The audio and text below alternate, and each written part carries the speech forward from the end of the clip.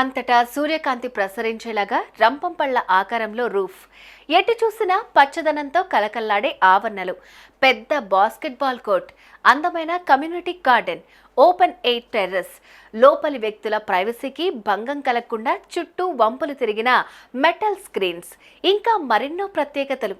ఇదేదో real estate సంస్థ ప్రకటన కాదు, ఓ స్కూల్ భవన స్పెషాలిటీలివి. ఆకాశ హర్మ్యాలను, మ్యూజియాలను, అందమైన విమానాశ్రయాలను కూడా తలదన్ని ప్రపంచంలోనే అత్యుత్తమ భవనంగా ఎంపికైంది.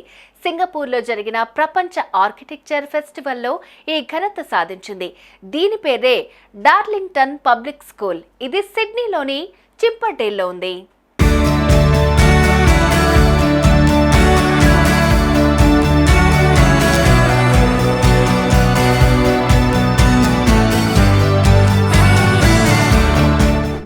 సిడ్నీ ప్రాంతంలో ఉన్న ఈ స్కూల్ నిజానికి ఆస్ట్రేలియా మూలవాసులతో బలమైన సంబంధాలున్న కమ్యూనిటీ పాఠశాల. 1970 నాటి పాత భవనం శిథిలావస్థకు చేరడంతో కొత్తది నిర్మించాలనుకున్నారు. ఎఫ్జెడ్సీ స్టూడియో నూతన స్కూల్ నిర్మించే బాధ్యతలు తీసుకుంది. మూలవాసులతో బంధాన్ని ప్రతిబింబించేలాగా పాఠశాల హాల్, ఎంట్రన్స్ రిసెప్షన్, తరగతి గదుల్లో స్వదేశీకలను చిత్రీకరించి సాంస్కృతిక వారసత్వాన్ని పరిరక్షించారు. పాత పాఠశాల గోడలపై ఉన్న ఆదిమ కూడ్యాల చిత్రాలను కొత్త భవనంలో పునర్నిర్మించారు. ఆ స్ఫూర్తితో పాటు కొత్త సమకాలీన స్టడీ అట్మాస్ఫియర్ ను సృష్టించారు. Preschool, kindergarten, primary స్కూల్తో 500 మందికి పైగా విద్యార్థుల సామర్థ్యంతో ఈ కొత్త క్యాంపస్ రూపుదిద్దుకుంది.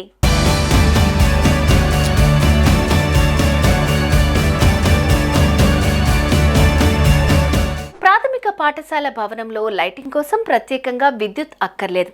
ఆ భవన డిజైన్లో భాగంగా నిర్మించిన ప్రత్యేకమైన ఓపెన్ ఎయిర్ టెర్రస్ ప్రతి గదికి సూర్యకాంతిని ప్రసరింపచేస్తుంది. ఓపెన్ టెర్రస్ కదా అని అది పెద్దగా వేడిగా కూడా ఉండదు. మృదువైన కాంతి స్థానిక కాసురిన చెట్ల ఆకుల మధ్య నుంచి జాలువారుతున్నట్లుగా ఉంటుంది. ఈ సహజ కాంతి విద్యార్థుల ఆరోగ్యాన్ని కాపాడుతుంది. పాఠశాల భవనానికి అనుసంధానించి ఉన్న కమ్యూనిటీ హాల్, లైబ్రరీ విద్యార్థులను సమాజంలో భాగం చేయాలనే చెప్పాలి.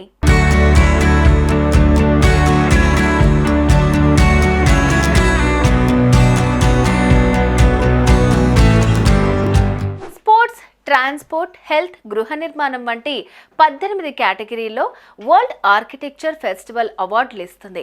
175 మంది ఫెస్టివల్ డెలిగేట్ల ప్యానెల్ అన్ని కేటగిరీలకు చెందిన విజేతల నుంచి world building of the year ను ఎంపిక చేస్తుంది. ఈ ఏడాది national star observatory of Cyprus, పోలాండ్లోని ప్రఖ్యాత బస్ స్టేషన్, టర్కీలోని సోలార్ పవర్ ప్లాంట్ వంటి 220 ప్రాజెక్టులు అవార్డు కోసం పోటీపడ్డాయి. వాటన్నిటినీ తలదన్ని ఒక చిన్న పాఠశాల నెగ్గుకు రావటం అసాధారణమని ఎఫ్జెడ్సీ స్టూడియో అసోసియేట్ అలెస్సాండ్రో రోసి అన్నారు. భవనంలో సమయాన్ని గడిపే పిల్లలే నిజమైన విజేతలని అభిప్రాయపడ్డారు. గతేడాది కూడా చైనాలోని ఓ బోర్డింగ్ స్కూల్ ఈ టైటిల్ను గెలుచుకోవటం విశేషం. దీంతో ఆస్ట్రేలియాలోని పురాతన అందాలను మరోసారి ప్రపంచ పటంపై నిలబెట్టారు.